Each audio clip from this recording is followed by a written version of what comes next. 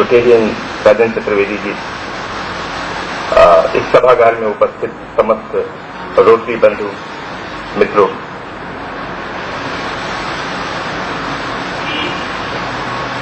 आप जैसे विद्वान और सज्जनों के सामने मुझे बोलने का यह अवसर मिला, सच में मेरे लिए प्रसन्नता की बात है।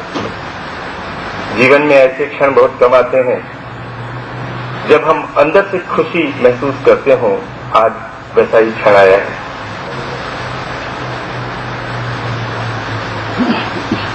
ये जीवन हमारा, इसे हम नहीं जीते। कोई भी व्यक्ति ये नहीं कह सकता कि सांस मैं लेता हूं। सांस अपने आप आती है और अपने आप जाती है, और जिस दिन जाती है अपने आप चली जाती है। हम कुछ नहीं करते। इसी प्रकार हमारी जिंदगी में हम जो कुछ बनते हैं, जैसे भी हम विकसित होते हैं, वो अपने आप होता है। फर्क क्या है? जब हम किसी बगीचे में सांस लेते हैं तो सुवासित वायु आपके अंदर आती है, और जब हम किसी गंदे नाले के आसपास जाते हैं तो बदबू भरी सांस हमें लेने को मिलती है। उसी प्रकार ये जीवन है। आप इस जीवन को कैसे विकसित करना चाहते हैं, कैसे आप ग्रो करना चाहते हैं, इसकी चॉइस आपके हाथ में है। आप कैसे लोगों के बीच हैं, आप किस वातावरण में हैं, आप अपने जीवन को किस प्रकार बनाना चाहते हैं, इसके लिए खास बात होती है कि आप किन लोगों के बीच हैं और कैसे अपने जीवन के समय का उपयोग करते हैं।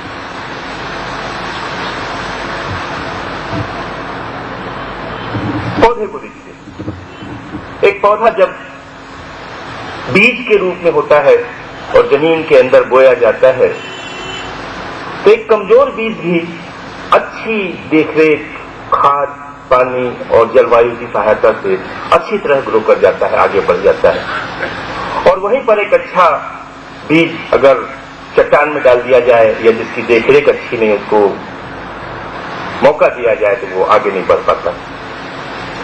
इसी प्रकार हमें अपने जीवन में अपने आप को ग्रो करने के लिए हम किस वातावरण में हैं, ये बड़ी महत्वपूर्ण बातचीत होती है। उसी पर हमारे रिजल्ट डिपेंड करते हैं। दरअसल रोटरी क्लब एक ऐसा क्लब है जिसके माध्यम से आप लगातार ऐसे अवसर पाते हैं जो आपकी पर्सनालिटी में वो सारी बातें जोड़ते हैं जिसकी जरूरत आपको है। रोटरी क्लब के फाउंडर पॉल हैरिस ने एक बार कहा था कि if there were within my power to live again my boyhood days and I would shape things to suit myself, one of the first things I would do would be to bring about a better understanding between myself and the grown-ups around me. अब आप सब बड़े, अब आप सब इतने व्यस्त हो चुके हैं कि आप अपने बच्चों के आसपास हैं, आप अपने बच्चों को विकसित कर रहे हैं। क्या हम ऐसा महसूस नहीं करते उनसे इंटरेक्शन करने में, उनसे बातचीत करने में, उनसे व्यवहार करने में, कि उनके सोच और हमारी सोच में बहुत बड़ा गैप है, बहुत बड़ा अंतर है। कई बार जिस ढंग से हम उनको आगे बढ़ाना चाहते हैं और वो जिस ढंग से आगे बढ़ना चाहते हैं, उसमें हमारे और उनके बीच पर्याप्त दूरी है। और वो पर्याप्त दूरी इसलिए समझ में आती है क्योंकि हम 20 साल 25 साल पहले के सोच में चलते हैं और बच्चा इस नई दुनिया में जी रहा है, इस नई दुनिया में अपने ढंग से आगे बढ़ना चाहता है, और हम उससे अपने तालमेल को बिठा नहीं पाते। पॉल हैरिस ने बात बहुत बढ़िया कही कि अगर मैं ऐसा कर पाता तो जरूर करता, कि उस पीढ़ी से अपना तालमेल बिठाता जो पीढ़ी बिल्कुल नई है और आगे बढ़ना चाहती है। रोटरी क्लब में हमने अपने आप को विकसित किया। आप आज इस जगह हैं, आपकी वर्षों की मेहनत है, सालों से आप काम करते चले आ रहे हैं, इतने हजारों लोगों से आपका इंटरेक्शन हुआ, आपने कितने अपने जीवन के महत्वपूर्ण समय क्षण आपने इस संगठन को दिए। पर इस संगठन को आपने दिए, ये आधी बात है, आधी सच है। पूरी सच बात यह है कि इस संगठन के माध्यम से आपने अपने आप को समय दिया, आपने अपने आप को एक ऐसी स्थिति में लाया जिन कार्यों और जिन गतिविधियों से आप अपने आप में वैसा सुधार ला सकते थे। आप सोचिए, जब आप रोटेरियन नहीं थे तो क्या थे, और आज जब आप रोटेरियन हैं तो क्या है। क्या आपको अपनी पर्सनालिटी में वो अंतर दिखाई पड़ता है जो नहीं और हाँ के बीच में है? जो उस समय के बीच में है जिस दिन आपने रोटरी क्लब के मेंबर के रूप में इंडक्शन लिया था और आज इस सभागार में आप एक वरिष्ठ सदस्य के रूप में बैठे इस कार्यक्रम को देख रहे हैं। इस रोटरी ने हमें इस बात में मदद की कि हम कैसे अपनी पर्सनालिटी को बनाएं। पर्सनालिटी को अगर हम बहुत गहराई से जाकर देखें तो इसके 3 लेवल होते हैं, 3 स्तर होते हैं। पहला तो पर्सनालिटी का स्तर वो पहला लेवल जैसा हम अपने विषय में जानते हैं, मुझे जो मालूम है अपने बारे में। दूसरा लेवल वो होता है कि मेरे बारे में लोगों की क्या ओपिनियन है, लोग क्या मानते हैं मुझे। इन दोनों में बहुत अंतर होता है। मान लीजिए मैं अपने आप को बहुत सीधा साधा और अच्छा आदमी मानता हूं, तो जरूरी नहीं कि राजनाथ टंडन साहब मुझे सीधा साधा और अच्छा आदमी मानते हों। हो सकता है उनके मन में ये बात हो कि द्वारिका सीधा साधा आदमी नहीं, बहुत शातिर और बदमाश आदमी। तो मेरा सीधा साधा होना एकदम सत्य नहीं है, एकदम परफेक्ट बात नहीं है। मैं जानता हूं मैं सीधा हूं, लेकिन मुझे दूसरों की नजर में भी सीधा नजर आना चाहिए, तब मेरा सीधा होना सार्थक होगा। पर बराबर हम सबकी पर्सनालिटी में ये बात होती है कि हम अपने आप को कुछ और जानते हैं और लोग हमारे विषय में कुछ और जानते हैं। और एक तीसरा तल भी होता है हमारी पर्सनालिटी का, और वो ये होता है कि न तो हम अपने बारे में जानते हैं और न दूसरे आपके बारे में वो जानते हैं। ये वो ऐसा अजाना तल होता है, एक ऐसा अंधकार वाला हिस्सा होता है जिस पे ना आपकी नजर जाती है और न दूसरों की नजर जाती है। दरअसल हमारी पर्सनालिटी में जो तीसरा जो लेवल है ये बहुत इंपॉर्टेंट है, जिस पर रोशनी नहीं पड़ी हुई है, जिसको जानना आपके लिए भी जरूरी है और दूसरों के लिए भी। सवाल यह है कि हमारे अंदर जो शक्तियां हैं, हमारी जो खूबियां हैं, हमारी जो खासियत है, उनको हम कैसे जानें। तो उसका सबसे बढ़िया तरीका यह होता है कि सबसे पहले आप अपनी कमजोरियों की लिस्टिंग करें। मुझ में क्या कमियां हैं। किसी व्यक्ति से कहा जाए कि आप अपनी कमियों के विषय में जरा सा बताएं, तो बोलेगा मेरे में कोई कमी नहीं है, आई एम फाइन, मैं तो हजारों लाखों लोगों से बेहतर हूं। ऑलराइट, आपकी सेल्फ एस्टीम आपके बड़े काम आएगी, लेकिन अंदर झांक के देखिए बहुत सारी कमजोरियां आपके अंदर हैं, सबके अंदर होती हैं, पर आप में वो नहीं होनी चाहिए। जैसे किसी के कुछ कहने पर गुस्सा आ जाता है, आता है आपको। किसी की चमचमाती कार देखकर आपका मन ललच जाता है, आप ईर्ष्यालु हो जाते हैं, होते हैं आप। किसी की खूबसूरत बीवी देखकर ऐसा लगता है काश अपनी भी ऐसी होती, होता है। किसी को अच्छा बोलते सुनकर आपको ऐसा लगता है काश मैं भी ऐसा बोल पाता, होता है। अगर इन बातों को हम एक प्रेरणा के रूप में लें, मोटिवेशन के रूप में लें, तो इट्स ऑल राइट। पर अगर वो मोटिवेशन के बदले हमारी नाराजगी, हमारी जेलस, इसके रूप में अगर वो डेवलप होता है, तो निश्चित रूप से हम नुकसान में जा रहे हैं। हमें तो बहुत सारी हमारी कमियां हैं जिनको आइडेंटिफाई करना हमारे लिए बहुत जरूरी है। और उसका सबसे अच्छा तरीका यह है कि आज रात को आप एक कोरा कागज लें, पेन लें और बैठ के कम से कम 10 अपनी कमियों के बारे में लिखें कि मुझमें क्या क्या कम है। आपको आश्चर्य होगा कि 2-3 कमियों के लिखने के बाद आपको वो कमियां नजर आने लग जाएंगी जिसके ऊपर सही में आपका ध्यान पहले कभी नहीं गया था, लेकिन आज जब आप लिस्टिंग कर रहे हैं तो वो कमियां आपको समझ में आ रही हैं। तो एक तो अपनी पर्सनालिटी को के अंधेरे हिस्से को जानने का तरीका ये है। दूसरा एक कागज और भी है, कोरा कागज लीजिए और आप में कौन से गुण है, कौन सी खासियत है, उनकी लिस्ट तैयार करें। आप ये मत सोचें कि आप में बहुत कम कैरेक्टरिस्टिक्स हैं, आप बहुत गुणवान व्यक्ति हैं, बहुत जानकार व्यक्ति हैं। और मजेदार बात यह है कि बहुत सारे आप अपने गुणों के बारे में स्वयं नहीं जानते। जैसे आप में से बहुत सारे लोग हैं ऐसे जो थोड़ी सी बातचीत के जरिए लोगों को बहुत अच्छे से प्रभावित कर लेते हैं, शायद इसीलिए वो अपने प्रोफेशन में बहुत सक्सेसफुल हैं। यह आपका गुण।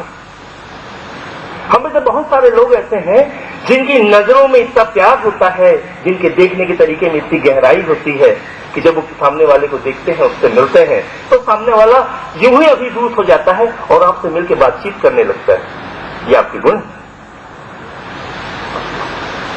मैं सोचता हूं हमें से सारे लोग बाथरूम में जरूर गुनगुनाते हैं। आपसे कहा जाए गाना गाइए, इस माइक पे खड़ा कर दिया जाए, बोलेंगे बदना बाबा मेरे से गाना नहीं आता, ना नहीं आता। मैं आपसे सच कहता हूं, आप कोशिश कीजिए, अगर आप बाथरूम में गुनगुनाते हैं तो 100, 200 और 1000, 2000 लोगों के सामने भी आप अच्छा गा सकते हैं। दरअसल आप अपने उस टैलेंट के विषय में आपका आइडेंटिफिकेशन नहीं हुआ है, पर वो टैलेंट आप में है। आप अच्छे वक्ता हो सकते हैं, आप अच्छे व्यक्ति हो सकते हैं, आप अच्छे प्रोफेशनलिस्ट हो सकते हैं, और वो सारी बातें आप में हैं, पर उनको आइडेंटिफाई करना जरूरी है। तो वो जो अंधेरा हिस्सा है, जिसमें एक मैंने आपसे कहा कि अपनी कमजोरियों को जाने और दूसरा अपने गुणों को जाने, ये दोनों बातें आपके लिए बहुत जरूरी है। एक तीसरी बात जो आपके लिए बहुत आवश्यक है वो ये है कि आपके आसपास सैकड़ों और हजारों अवसर मंडरा रहे हैं। मैं पहले सुना करता था, लोग कहते थे कि अवसर जिंदगी में कभी कभी आते हैं। मैं भी ऐसे सोचता था कि कभी कभी अवसर आते हैं और उनको पकड़ लेना चाहिए। एक और मैंने कहावत पढ़ी थी कि अवसर के सामने बाल होते हैं, वो पीछे से गंजा होता है। अवसर आया तो सामने से पकड़ लो तो पकड़ा गया, और नहीं आया तो हाथ से फिसल जाएगा। मैंने ये भी पढ़ा था। तो इस प्रकार के जो अवसरों का नुकसान मैंने भी बहुत कहा। मेरे सामने भी बहुत सारे ऐसे अवसर आए जिनको मैं समझ नहीं पाया, और समझ नहीं पाया तो पकड़ नहीं पाया, और या समझ पाया तो मैंने पकड़ने की कोशिश नहीं की, और वो अवसर मेरे हाथ से निकल गए। पर अब इतने दिनों के अनुभव के बाद और बहुत सारे लोगों से मिलने और बातचीत करने के बाद मैंने पाया कि हमारे जीवन का हर क्षण अवसर, हर क्षण, ये हर सांस आपको अवसर देती है। हम उस अवसर को पहचानने में सीख जाते हैं, वो अवसर हमारी समझ में नहीं आता। अगर इन अवसरों को आप आइडेंटिफाई करते चले, जानते चले, पहचानते चले, और हर मिले हुए अवसर का भरपूर बढ़िया उपयोग करने की कोशिश करें, तो आप अपनी पर्सनालिटी में मन चाहा परिवर्तन ला सकते हैं। ये बात गलत है कि अवसर कभी कभी मिलते हैं, ये बात सही है कि अवसर हर क्षण मिलते हैं। सवाल ये है कि जो अवसर आपके सामने आया, क्या आपने उसको पहचाना, क्या आपने उसको जाना, क्या आपने उसको पकड़ा, और क्या उसको पकड़कर आपने उसका उपयोग करने की, अपने जीवन में अपने फायदे के लिए उसका उपयोग करने की बात आपके दिमाग में आई। मैं इस मंत्र के माध्यम से आपसे कहना चाहता हूं कि प्लीज स्वार्थी बनिए, बी सेल्फिश। स्वार्थी होना अच्छी बात है। बहुत सारे मेरे दोस्त नाराज होते हैं, तुम ये क्या बताते हो, स्वार्थी होना अच्छी बात है, इस प्रकार तो सब सोसाइटी गड़बड़ हो जाएगी, लोग अपना अपना सोचेंगे। मैं ये कहता हूं कि पहले अपने घर का दिया जलाओ, फिर उसके बाद मंदिर में दिया जलाना। पहले स्वार्थी बनके अपने आप को तैयार करो, अपने व्यक्तित्व को तैयार करो, और उसके बाद जब आपका व्यक्तित्व बन जाए तो दूसरों को फायदा दो। और आपका ही व्यक्तित्व यदि नहीं बना तो दूसरों को लाभ कैसे दोगे, दूसरों का व्यक्तित्व कैसे बनाओगे। आप एक पिता के रूप में चाहते हैं कि आपका बच्चा आगे बढ़े, अपनी पर्सनैलिटी डेवलप करे, एक अच्छा व्यक्ति बने, एक अलग इंसान बने, हजारों लाखों में एक दिखे, तो बच्चे को मार्गदर्शन देने के लिए, उसे गाइड करने के लिए आपको तैयार होना पड़ेगा, या आप एक सामान्य माता पिता के रूप में उसको गाइड कर पाएंगे? It is possible. आपका बच्चा आपकी बात केवल तब मानेगा जब आप विलक्षण हो, आप केवल उसके पापा हो और आप केवल मम्मी हो, इसलिए आप सोचते हो आपकी बात मान ले, तो नहीं, वो आपकी बात सुनेगा, सुन के अनसुना करेगा, और सबसे पहला काम करेगा कि आपकी बात नहीं मानेगा। क्योंकि हर के साथ, हर बच्चे के साथ, हर व्यक्ति के साथ, जब मैं बच्चा था, आप बच्चे थे, 15 साल की उम्र तक किसी बच्चे से पूछोगे कि बेटे तुम कैसा बनना चाहते हो, या बिटिया तुम कैसा बनना चाहती हो, तो उसका जवाब होगा कि मैं अपने पापा जैसे बनना चाहता हूं।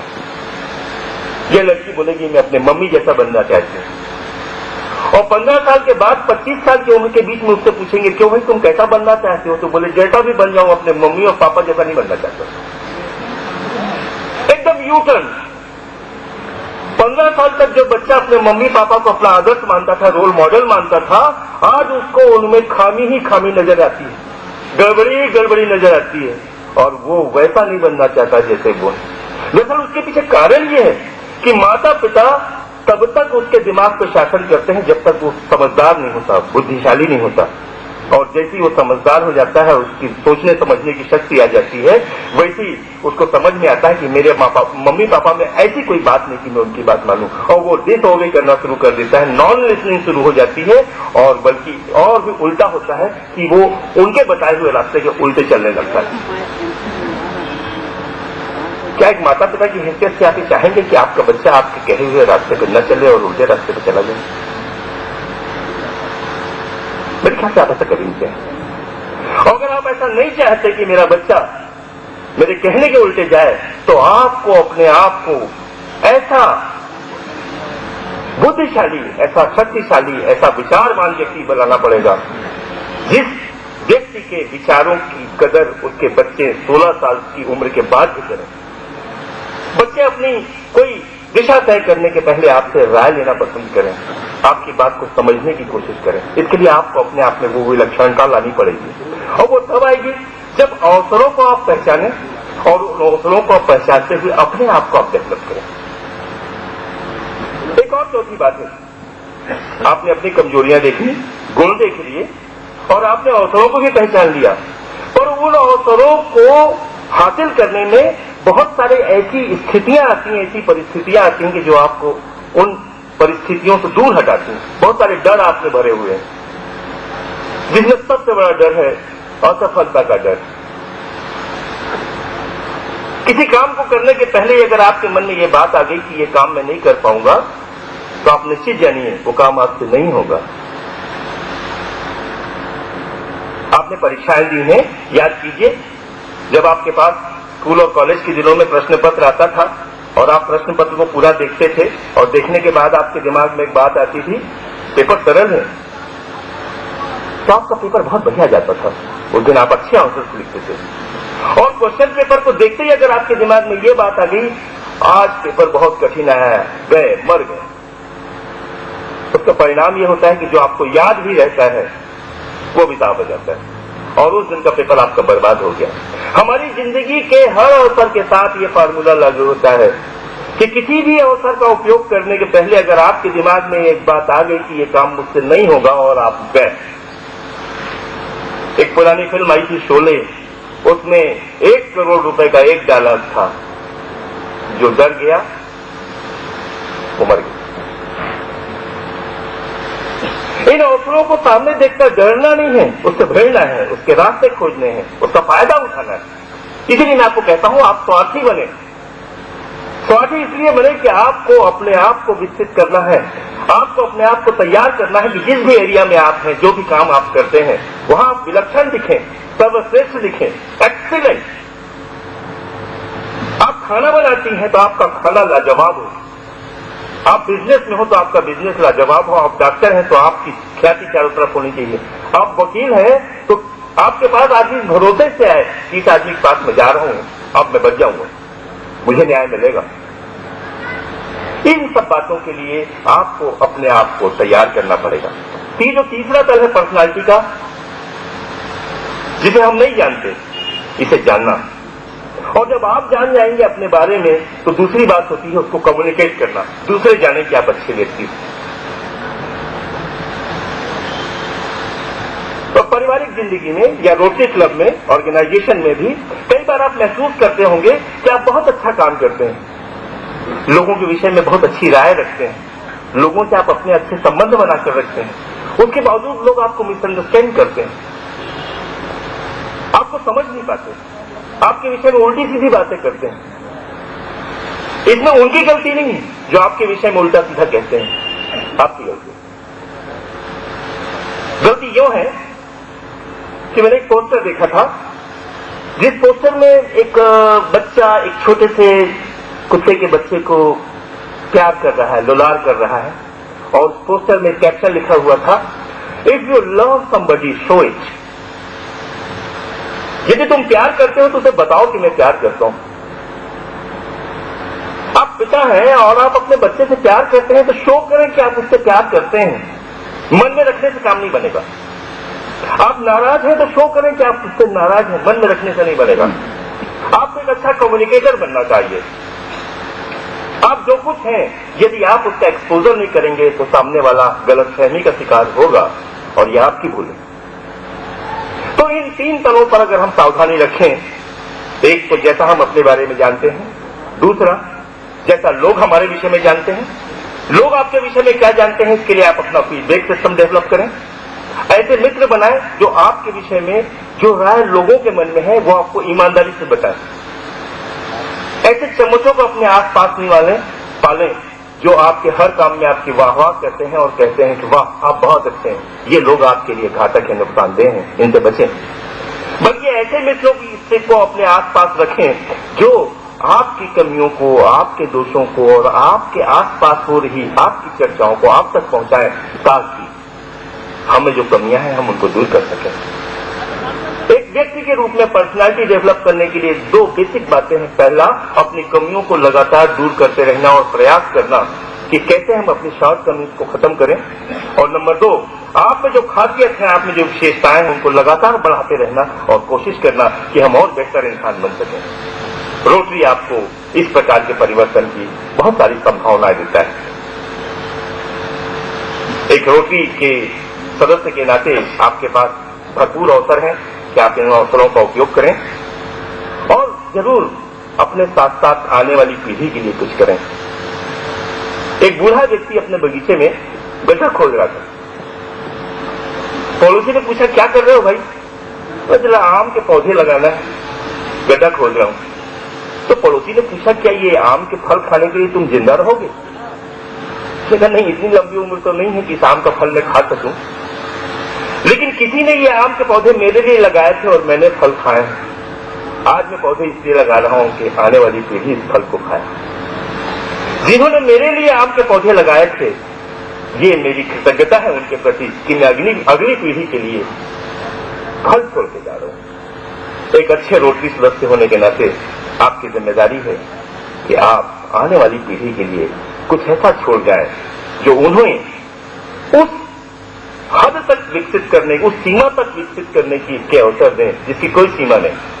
स्काई इज द लिमिट, ये अपने ध्यान में रखें, क्योंकि आने वाली पीढ़ी बड़ी जबरदस्त, पढ़ी लिखी, नए सोच विचार वाली पीढ़ी है। पुरानापन नहीं चलेगा, आपकी अब अकल काम नहीं आएगी, बल्कि आपको अब नई पीढ़ी की अकल को समझना पड़ेगा और उसके हिसाब से अपने आप को एडजस्ट करना पड़ेगा।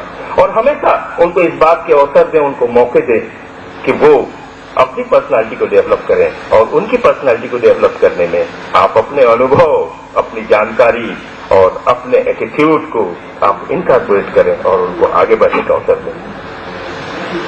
आज के इस अवसर पर आपने मुझे कहने के लिए याद किया, मैं बहुत आभारी हूं। आपने इतने धैर्य से मुझे सुना, मैं बहुत प्रसन्न हूं।